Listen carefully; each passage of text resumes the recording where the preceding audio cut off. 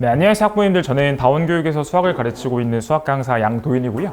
네, 이번 시간에는 이번 중간고사가 이제 어떤 식으로 나왔는지, 그리고 앞으로 기말고사는 어떤 식으로 준비를 하면 좋을지에 대해서 간략하게 설명을 드리고자 영상을 촬영하고 간담회를 진행하게 되었는데, 네, 우선 이제 가장 처음으로 살펴볼 거는 이제 이번 시험이 작년 또는 재작년과 비교했을 때 달라진 점은 어떤 게 있었을까를 먼저 확인해 볼 건데, 네, 우선 전통적으로 출제되던 이제 문항 수가 바뀐 거는 정말 조금 충격적으로 바뀐 상황이거든요.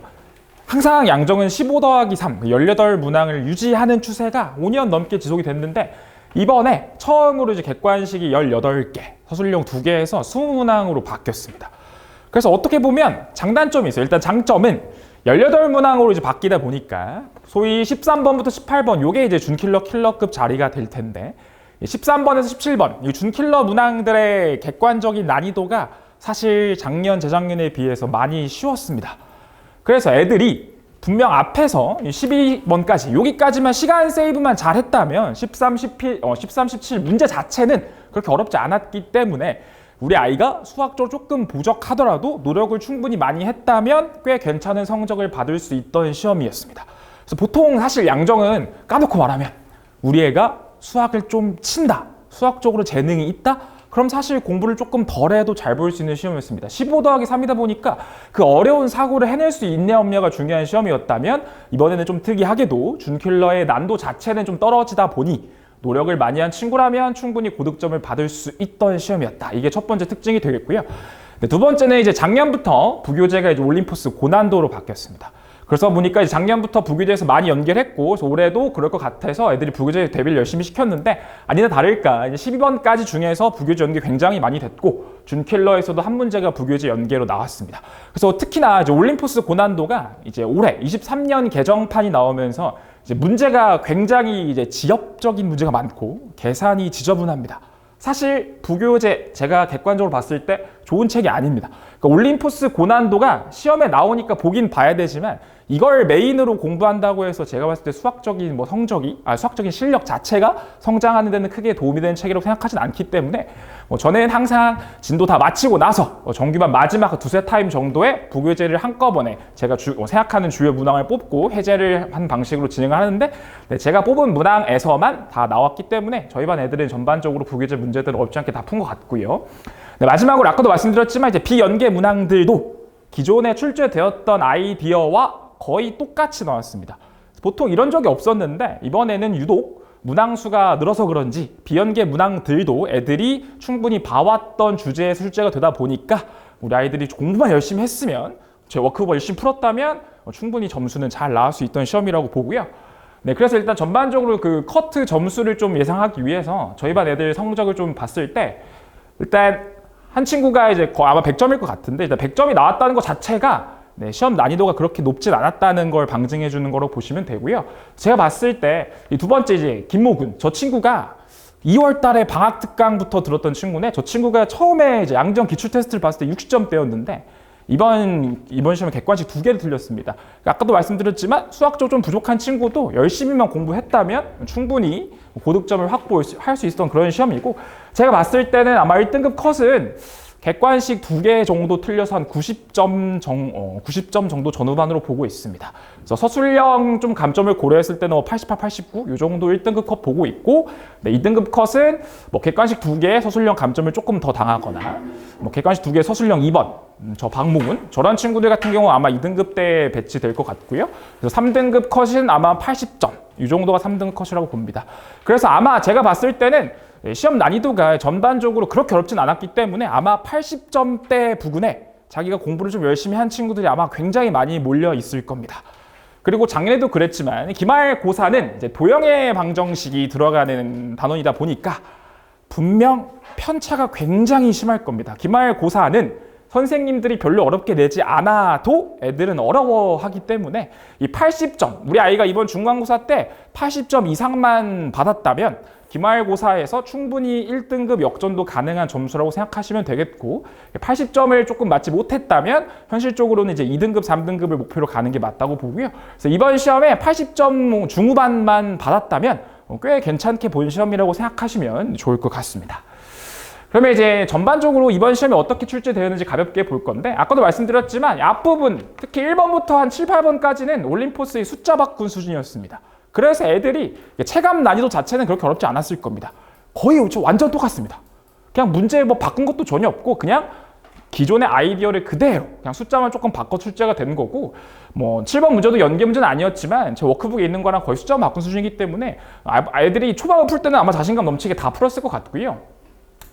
네, 그 다음에 제가 이제 정규 마지막 시간에 다뤘던 부교재에서 나올 만한 거 주제 중에 골랐던 게 이제 8번, 10번인데 요것도 제가 리뉴얼 되면서 이제 작년에는 없었지만 올해 새롭게 들어간 문제들 중점적으로 제가 애들한테 찝어서 해결을 해줬었는데, 네, 그때 다뤘던 문제들이 8번, 10번에 그대로 나와서 애들이 뭐 어렵지 않게 맞췄을 것 같고요.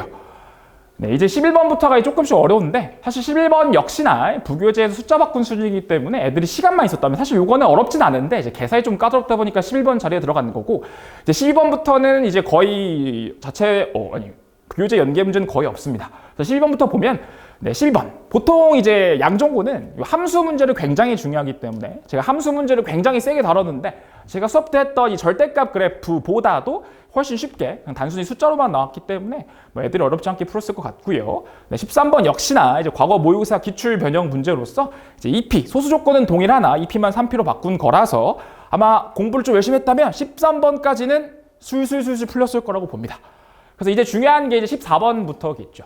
네, 이제부터는 이제 완전 똑같은 형태로 그대로 출제는 잘 되진 않는데, 일단 14번은 기존의 양정 문제 스타일을 이제 그대로 적용된 문제입니다. 아이디어가 크게 두 개입니다. 복소수 제곱이 음수다라는 아이디어, 그리고 거듭 제곱의 합을 계산할 때 2, 4, 6, 8이면 제곱 자체가 주인공이라는 아이디어. 그래서 그 두 개 아이디어를 짬뽕해서 내는 거고, 이제 요게 이제 전형적인 양정 스타일이라고 보시면 되겠습니다.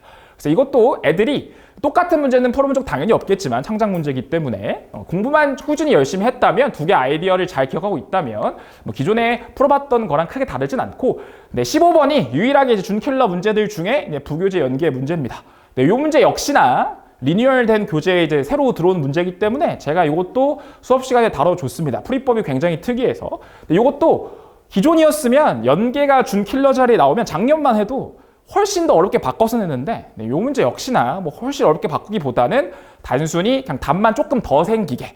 그래서 부교재 풀 줄 알면, 부교재 문제만 정석적으로 풀 줄 알면, 네, 15번 문제도 그렇게 어렵지 않게 거의 푼 아이디어가 똑같기 때문에 15번까지도 애들이 공부만 열심히 했으면 충분히 맞출 수 있었다라고 보시면 되겠고요. 네, 16번입니다. 16번. 이번에는 특이했던 게 보통 이제 양정은 2차 함수에서 어렵게 많이 내는데, 이번엔 제 생각에는 선생님들이 앞부분에 좀 많이 내다 보니까 2차 함수가 좀 많이 쉬워가지고, 네, 16번 자리도 문제 16번 치고는 그렇게 어렵지는 않습니다. 그래서 복소수랑 복소수 곱해서 실수가 되는 문제고, 이것도 애들이 실수분은 같은데 곱해서 허수가 되는 문제. 동일한 문제가 나온 적은 없었지만 그 아이디어 자체는 기존에 경험해봤던 아이디어이기 때문에 어렵지 않았을 것 같고요. 네, 17번도 그냥 전형적인 문제입니다. 네, 인수정리 전형적인 문제고, 애들이 저 자리 조작하는 연습만 조금 했다면, 당연히 양정 문제이기 때문에 똑같은 문제가 절대 또 나오진 않는데, 인수정리 숫자 조작하는 아이디어만 기억하고 시간만 충분히 있었다면 충분히 중상위권 아이들도 충분히 17번은 맞출 수 있었다고 보겠습니다. 네, 이제 대망의 킬러 문제입니다. 보통 킬러가 한 2개 정도 나오는데 이번에는 18번 이하 문제. 이 문제는 솔직히 말해서 우리 아이가 수학적으로 좀 센스가 뛰어난 게 아니라면 맞추기 좀 힘들다고 봅니다. 제가 이제 초상위권을 위해서 복소 평면 이런 것도 좀 가르쳐주고 여러 가지 스킬들을 가르쳐줬는데, 이제 그런 스킬을 활용해서 푸는 게 아니라면 제 시간 안에 풀기가 너무 힘들기 때문에, 원래 뭐 전교 1, 2, 3등을 노리는 게 아니라면 사실 맨 마지막 객관식은 버리라고 보통 말을 하기 때문에, 이 문제는 뭐 맞추냐 못 맞추냐가 이제 그렇게 중요한 문제라고 보진 않고요. 뭐 본인의 아이가 수학을 굉장히 잘하고 난 전교 1등의 목숨이라면 이 문제를 풀어주면 되겠는데, 저희 반사도 맞춘 애가 이제 극히 드물기 때문에 이 정도 18번 정도는 틀려도 괜찮다라고 보시면 되겠습니다. 네, 이제 그리고 특이했던 거는 이제 서술형이 이제 2개로 바뀌어서 애들한테 서술형 되게 어렵게 난다고 겁을 줬다고 했는데, 막상 까놓고 보니까 네, 그냥 기존의 문제랑 똑같았습니다. 서술형 1번은 심지어 다른 학교 기출이랑 뭐 그게 다를 바가 없습니다. 그냥 A, B, C 인수정리, 인수분해 단원에서 삼각형 길이랑 합성을 해서 낸 건데, 뭐 기존에 출제되었던 아이디어랑 똑같았습니다. 단지 그냥 모두 구하시오니까 답이 좀 여러 개라 가지고 감점을 당한 요소가 좀 있을 수 있으나, 뭐 저희 반 애들이 전반적으로 서술 1번은 거의 안 틀린 것 같습니다. 워크북에 있는 문제랑 거의 똑같았기 때문에 그리고 서술형 2번 역시나 이제 모의기출 변형 문제인데 이것도 모의기출 문제를 어렵게 바꾼다기보다는 그냥 구간만 좀 숫자를 바꿔 쓰다 보니까 이 문제를 조금 저희 반에 실수를 많이 했는데 이유가 저 fx의 초고차 한계수에 대한 멘트가 주어져 있지 않아가지고 이제 거기서 조금 당황을 해서 실수를 한 친구들은 좀 많으나 문제 자체는 굉장히 평이한 문제라고 보시면 되겠습니다.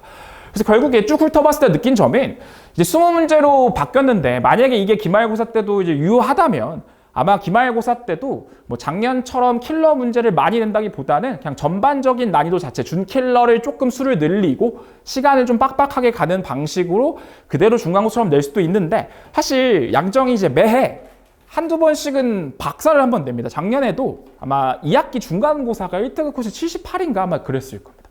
그래서 제가 감히 난이도 예측을 할 수는 없으나 일단은 중간고사 점수대를 봤을 때 뭐 저희 학원 다른 반도 살펴봤을 때 일단 80점대 중반, 80점대 요 라인 애들이 굉장히 많기 때문에 뭐 선생님이 얘네들의 점수를 분산시키고 싶으면 뭐 기말고사는 굉장히 어렵게 출제가 될 수도 있지만 제 생각에는 도형의 방정식 자체가 원래 단원 자체가 어렵기 때문에 기말고사 난이도도 지금처럼 1등급 컷이 90원저리에 생기도록 출제가 될 거라고 보긴 하는데 일단 중요한 건 도형의 방정식을 애들이 너무 못합니다. 일단 방학 끝나고 나서 중간고사 대비를 딱 들어가면 애들이 첫 시험을 딱 기출 테스트를 보면 보통 공부를 좀 열심히 한 친구들은 80점, 보통은 첫 시험은 쉬운 걸 보니까 80점으로 시작을 한다면 이제 딱 개강하고 첫 시험 기출 테스트 쉬운 걸로 또 볼 텐데 딱 보면 잘하는 친구들도 80점을 잘 못 넘깁니다. 일단은 많이 까먹고 도형의 방정식은 하나의 개념을 안다고 꿰뚫는 게 아니라 이것저것 알아야 되는 자잘자잘한 게 너무 많습니다. 살짝 사회 과목 같은 느낌입니다. 좀 자기가 외워야 될 것도 좀 많고 좀 다뤄야 될 게 많다 보니까 일단 도형의 방정식은 누가 공부를 많이 하냐의 싸움입니다. 사실 인수분해, 2차 함수 여기는 내가 수학을 좀 잘한다? 그럼 한 큐에 꿰뚫을 수 있습니다. 최대 최소 구간 움직이는 거 이해만 하면 모든 문제 다 풀 수 있습니다. 하지만 이 도형의 방정식은 내가 여러 주제들, 단순히 센에 있는 유형 분류들을 푸는 게 아니라 정말 많은 주제를 다뤄야 됩니다. 이게 옛날 모의고사에 보면 공통 접선도 있고 원 위에 2점이 찍혀 있을 때 내 행동 강령이 무엇인지가 잡혀 있지 않으면 펜이 멈추는 순간 무조건 도형 단어는 시간이 부족할 수밖에 없기 때문에 일단 다뤄야 될 주제가 너무 많습니다. 만약에 본인 자녀가 조금 수학은 잘하는데 좀 게으른 친구라면 무너질 확률이 굉장히 높은 시험입니다. 다시 수원부터 들어가면 사실 수원 수트부터는 피지컬이 좀 좋으면 조금 게으르더라도 양정시험 잘 볼 수 있다고 생각하는데 이 도형의 방정식 단원이랑 이 2학기의 경우의 수 단원 여기는 자기가 시간을 쏟지 않으면 무너질 수 있는 단원이다. 다뤄야 될 주제가 너무 많다는 거 공부를 열심히 해야 된다. 꼭 애들한테 경고해 주시면 좋을 것 같고요. 두 번째는 이게 내신이다 보니까 교과서에 조그맣게 나와 있는 이 중선 정리 같은 이런 개념이 실제 내신 기출에는 쏟아져 나옵니다. 이런 거를 애들이 학원에서 연습을 정말 기계적으로 해야만 한다는 거죠. 그래서 우리 애들은 요즘 보통 학교 수업은 보통 많이 조시기 때문에 애들이 수업을 열심히 듣는다면 뭐 학교에서 잘 배울 수도 있겠으나 애들이 보통 수업 시간에 많이 좀 자다 보니까 이런 부분을 내신 기간에 집중적으로 잘 대처를 해줘야 됩니다. 그리고 이런 지역적인 부분을 대처할 수 있는 제일 좋은 건 시중 문제지엔 이런 게 없기 때문에 타학교 내신 기출을 많이 돌리는 게 정말 중요하다고 보고요. 세 번째는 이제 도형의 성질인데 아까도 말씀드렸지만 이제 올림포스 문제들이 정말 지저분합니다. 특히 이제 원방 맨 마지막 문제거든요, 저거 정석대로 풀면 제가 풀어도 칠판 저기서부터 여기까지 다 써야 되거든요. 정석적으로 풀면 망합니다. 이런 걸 잘하려면 사실 중학교 때 배웠던 도형의 성질 그리고 저같이 이제 틀딱 저같이 이제 수학 좋아하는 사람들만 알고 있는 여러 가지 원의 닮음, 뭐 할선 정리 그리고 원의 확대 축소 이런 거를 활용해야만 남들과는 다르게 빠르게 풀 수 있기 때문에 결국에 내신의 핵심은 이 올림포스 고난도 문제를 풀어봤냐가 중요한 게 아니라 이 문제들을 내가 빠른 시간 안에 소화할 수 있는지 이제 그게 이제 세 번째 메인 주제가 되겠습니다. 정리해 보면 일단 도형의 방정식은 성실하지 못하면 못 볼 확률이 거의 100%라고 봅니다. 매년 그랬습니다. 두 번째로는 지역적인 부분까지도 봐야 합니다. 세 번째는 올림포스 고난도가 워낙 지저분하다 보니까 단순히 해설지 풀이가 중요한 게 아니라 여러 가지 스킬들을 활용해서 쉽게 풀 수 있는 방법을 꼭 학습을 해야 된다. 이렇게 생각하시면 되겠고요. 네, 그래서 이번 기말고사 때는 어떤 식으로 수업을 할지를 이제 간략하게 설명을 드릴 건데, 네, 먼저는 첫 번째는 아까도 말씀드렸지만 일단 주제별로 실전 개념을 완벽하게 정리를 해서 애들한테 설명을 해 줄 겁니다. 그래서 그 실전 개념을 활용해서 실제로 다른 학교 기출 또는 양전 기출에 나왔던 거를 풀어보면서 같이 연습을 하는 시간을 가질 거고요. 네, 두 번째입니다. 제가 항상 수업 때 강조하는 건 애들이 이제 저한테 배워야 되는 건 사실 이건 이렇게 풀면 돼.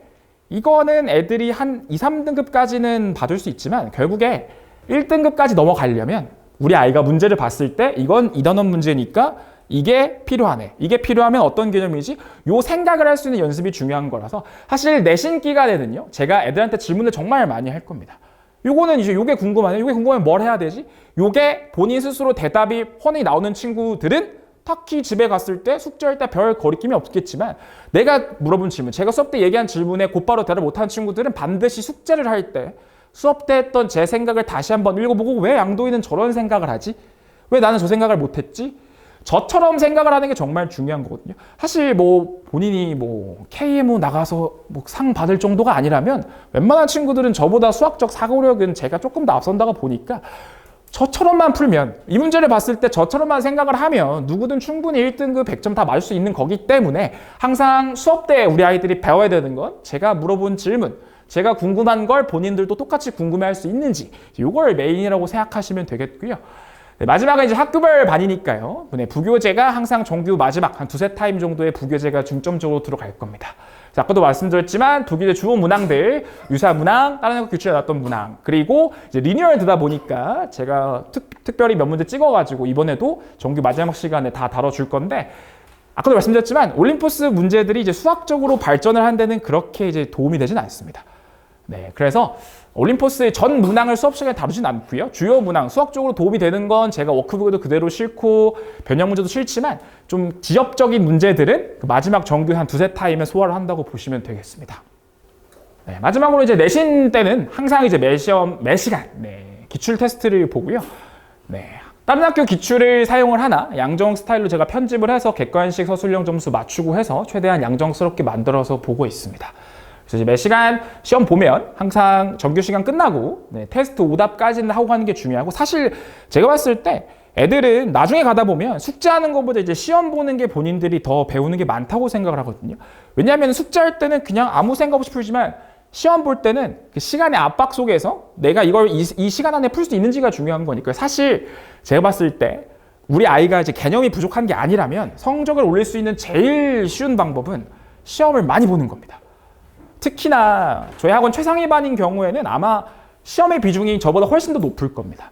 그래서 이 기출 테스트를 정말 많이 보는 게 중요합니다. 많이 틀려보고 난 이걸 왜 자꾸 틀린지, 제가 항상 숙제 검사는 조교님이 해주시지만 제가 애들별로 테스트 점수 체크하고 항상 개별적으로 한 5분 정도 상담을 하는데, 그때마다 애들 점수 보면서 너는 1번부터 10번 중에 틀리면 안 되는데 자꾸 앞부분을 틀린다, 2단원 틀린다, 이거 왜 틀리는 거 같니? 물어보고 본인이 그걸 약하다고 하면 그거에 대한 프린트물을 제가 따로 뽑아서 문제지에서 선별해서 숙제로 나눠주고 있는데, 사실 중요한 건 내가 테스트를 잘 보다 못 본다고 중요한 게 아니라 내가 2단원 계속 틀린다, 이거를 찝어주는 게 중요한 거니까요.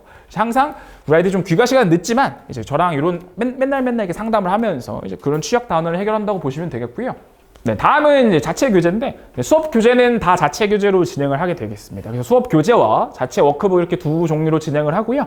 자체 워크북은 이제 교재 복습은 수업 때 다루었던 문제들, 추가 문제는 관련된 비슷한 난이도의 문제들, 그리고 킬러 문항은 본인이 1등부터 5등을 하고 싶다, 그런 친구들을 위해서 만들어 놓은 파트입니다. 그래서 이게 모든 학생들 이제 공통 과제가 되겠고요. 그 다음에 이제 애들별로 이제 문제집을 따로 진행을 하게 되겠습니다. 그래서 애들 성취도별로 나눠서 조금 약한 친구들은 시중 문제집은 조금 쉬운 걸로 갈 거고, 올림포스는 일단 기본 베이스 숙제고요. 다른 시중 문제집은 이제 애들 성적대로 제가 첫 시험, 두 번째 시험을 보면서 이제 애들 성적을 파악해서 그거에 맞게 시중 문제집을 선정해서 숙제를 진행을 하고 있고요. 시험 점수나 숙제 완성도는 당연히 문자로 나가게 될 겁니다. 다음은 클리닉입니다. 아까도 말씀드렸지만 일단 매 수업 시간 끝나면 숙제 검사 조교님이 해주시는데, 숙제를 덜한 친구들은 제가 조금 까는 시간이 좀 있고 애들별로 상담하면서, 그리고 시험 문제 오답, 요거는 이제 그날 해결을 해야 됩니다. 그래서 조금 힘드시겠지만 귀가 시간이 제가 봤을 때는 본인 본인이 시험을 90점 정도 맞는 친구가 아니라면 아무리 일찍 가도 11시쯤에 집에 간다고 생각하시면 되겠습니다. 그래서 기본적으로 테스트 오답이랑 숙제 확인 요거까지는 검사를 받고 매 시간 가야 되고, 이제 1일 클리닉이 이제 부족한 친구들은 이제 평일에 추가 클리닉을 진행을 합니다. 그래서 항상 조교님이 교무실 제자리에 상시해서 앉아 있기 때문에 이제 빈 요일에 맞춰서 애들이 와서 조교님한테 질문을 하면 되고요. 그래서 애들별로 제가 항상 체크하면서 너는 이거 좀 부족하니까 이날 와서 다 채워, 이제 이런 식으로 채운다고 생각하시면 되겠습니다. 마지막으로 뭐 영상 이런 거는 뭐 다른 분도 다 하시는 거기 때문에 크게 말씀드릴 건 없고요. 네, 이게 아마 마지막일 겁니다. 그래서 제가 준비한 내용은 이 정도고,